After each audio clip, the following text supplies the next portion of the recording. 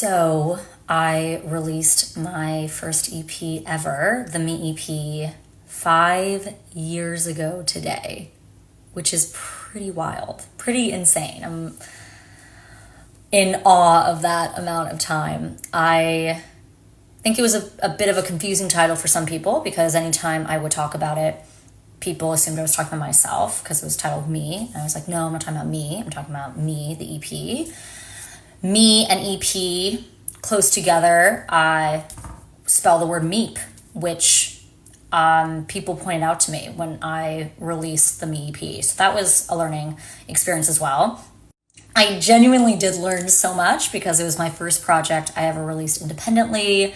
And I am genuinely also so thankful for that EP, and I'm so proud of it, and I love it so much. And I wanted to answer some questions that you had. So I had you all submit some Q&A questions, and I'm going to answer them right now. Okay, how do you decide what you want your album EP covers to be? Great question.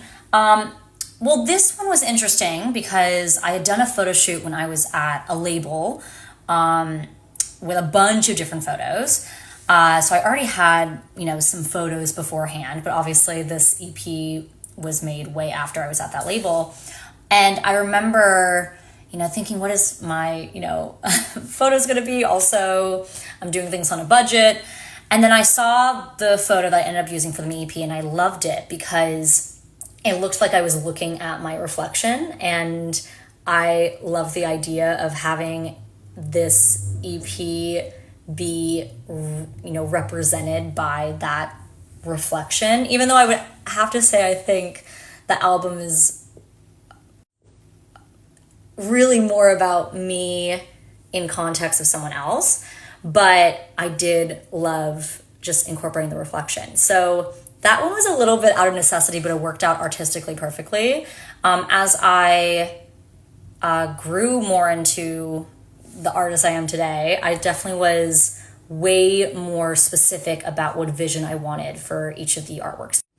Okay, I got this question a lot. Any other songs that you'd have liked to include on the Me EP, or were there 7 songs from the beginning?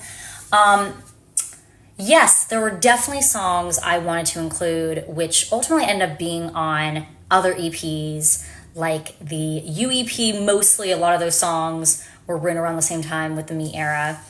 One song ended up on the Us EP, I Want to Know What It's Like. I'm trying to think of the album. There really were there any songs on the album that I saw for Me? I don't know if there were, but definitely from the U EP. And there's still a few songs I haven't released that I love that I want to release.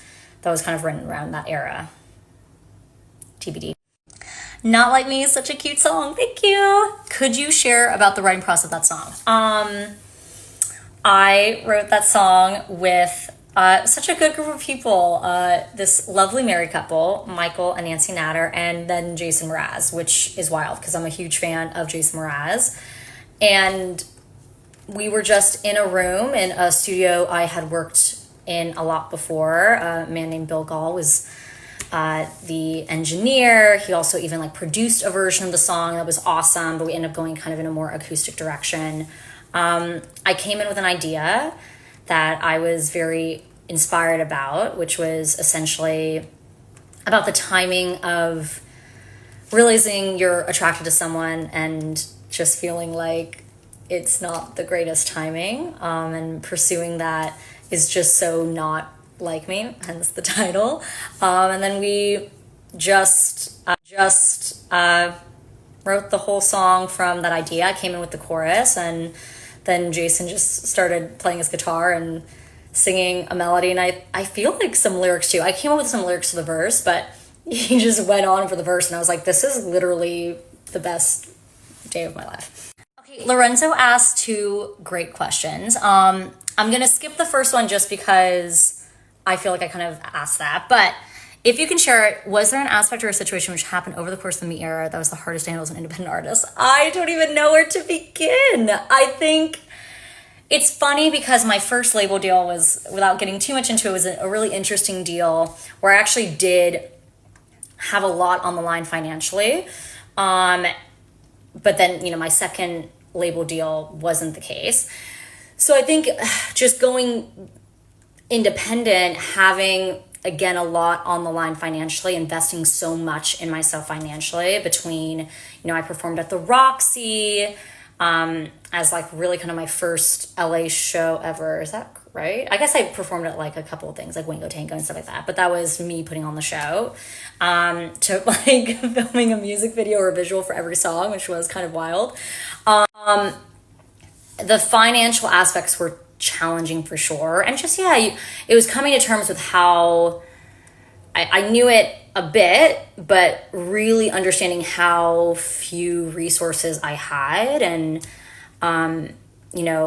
trying to utilize the resources I did have, but realizing I couldn't do everything that I wanted to. I couldn't do everything I wanted to do because I was independent.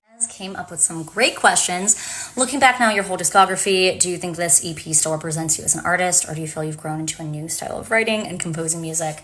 I think two things can be true at once. I think this EP absolutely still represents me, and especially represents my first body of work very well. I'm really proud of it. But I think I've also absolutely grown as a songwriter and as an artist, and I do think that, the songs that I've released more recently and that I am working on, I feel more connected to than, that EP. But I still absolutely feel like it represents me, and I'm so proud of it. Okay, I love the fact that we got a video for every song in the EP, but if you had to choose, which is your favorite? Yeah, kind of wild. We had a video for every song.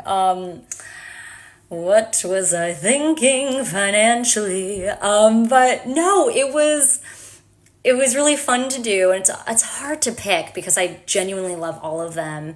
There's definitely one I think that I still love, but I'm like least in love with. But in terms of my favorite, it's so hard. And I loved all the directors, I loved everything. I think it's a tie between Let Me Cry and FAOU, both dramatically different videos, but so, I think, fun. Let Me Cry was an emotional one, but still fun to make. FAOU was just super fun, though I am terrible at tennis. Do you have any drafts of the first song you wrote for the EP? If so, did the final result turn out too different from the original idea? Really interesting question, because the first song would have been Not Like Me. Ironically, the first voice memo I have with Jason Mraz singing with me, no big deal, and he sounds perfect, wild. Sounds actually really similar to how the song ends up turning out. I think we went in a lot of different directions. We went with like a really like rock version at one point, because my first album that I was making was kind of more like pop rock. Even though Boombox was not that really. But I ultimately ended up just wanting to kind of strip it down and going back to like the acoustic version. Hey Laura, it's me, Blake. Hi Blake. I was wondering if you're touring again soon, and if so, 2024, 2025.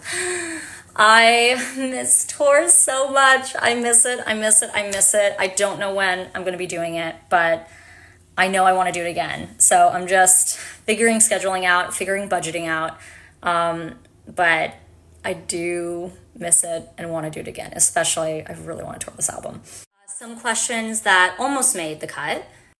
Why are you the way you are? And my personal favorite, why is Laura not smart? She keeps on making the same grammar and punctuation mistakes in her posts.